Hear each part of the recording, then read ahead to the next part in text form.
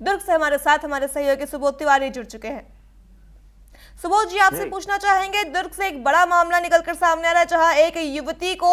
का अपहरण किया जाता है, उसके साथ जो है तंत्र विद्या के नाम पर शारीरिक शोषण किया जा रहा है। क्या कुछ इस पर जानकारी निकलकर सामने आ रही है और उसके साथ ही ऐसी कौन सी खबरें हैं जो आज दिन भर दुर्ग में सुर्खियों में रहने वाली है?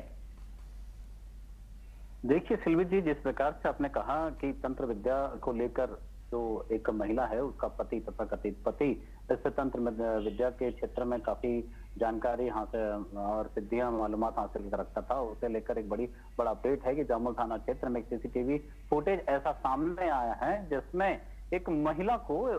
एक पुरुष के द्वारा घसीट कर कार पे बैठाल कर उसके घर से खींच कर कार पे बैठाल कर ले जाने की बात सामने आई है। इसे लेकर तरह तरह की बातें भी चल रही थी, मगर एक बात जो सामने आई है, जो कि पुलिस प्रशासन के जिम्मेदार अधिकारियों का कहना है कि इस महिला और पुरुष यानी कि इन दोनों पति पत्नी के बीच में जरा कहीं भी संबंध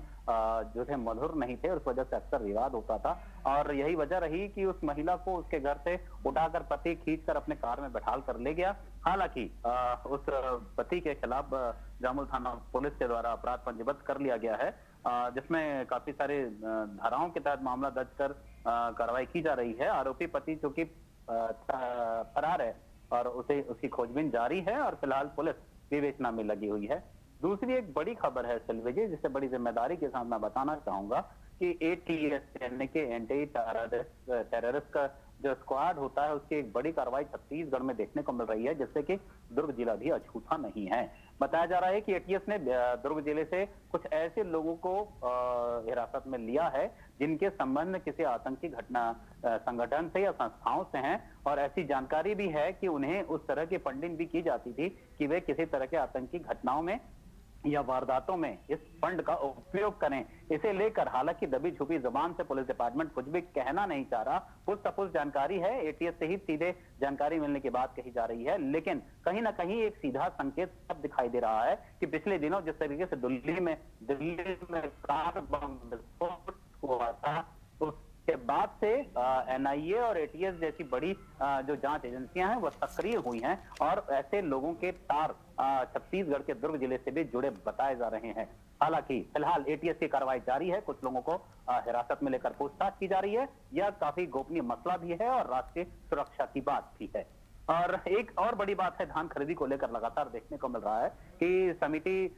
जो कर्मचारी हैं सहकारी समिति के, उनके हड़ताल की वजह से धान खरीदी का जो काम था, जो प्रक्रिया थी, वह काफी मध्यम गति से चल रहा है और जिस उम्मीद से जिला प्रशासन या राज्य सरकार के द्वारा धान खरीदी की जाने की प्रक्रिया चल रही थी उस पर रोक सा लगा है, अर्धविराम सा लगा है। तो लेकिन अब एक बड़ा अपडेट यह है कि तुहर टोकन मोबाइल ऐप से घर बैठे टोकन लेने के लिए किसान जो है उस ऐप से टोकन ले सकते हैं। वह काफी सुविधाजनक है। अपने हर किसी संचार क्रांति का युग है, हर किसी के हाथ में एक एंड्रॉयड मोबाइल होता है, उसके तहत वह उस ऐप से अपने धान खरीदी के लिए टोकन प्राप्त कर सकता है और साथ ही संबंधित जो उसका रकबा है, रकबे के हिसाब से उसे टोकन मिलेगा और उसके बाद आसपास की जो भी समितियां यानी कि उपार्जन केंद्र में धान बेचने की सुविधा होगी वहां जाकर उस टोकन के माध्यम से अपने फसल की बिक्री कर सकता है। एक बड़ा प्रयास है राज्य शासन के द्वारा निर्देश देकर जिला प्रशासन की ओर से कि किसी भी तरीके से किसानों को कोई तकलीफ का सामना ना करना पड़े। भले ही थोड़ी सी अव्यवस्था शुरुआती स्तर पे हो सकता है, जरूर देखने को मिले, पर आने वाले समय में यह व्यवस्था और सुचारू जो रफ्तार है वह पकड़ लेगी।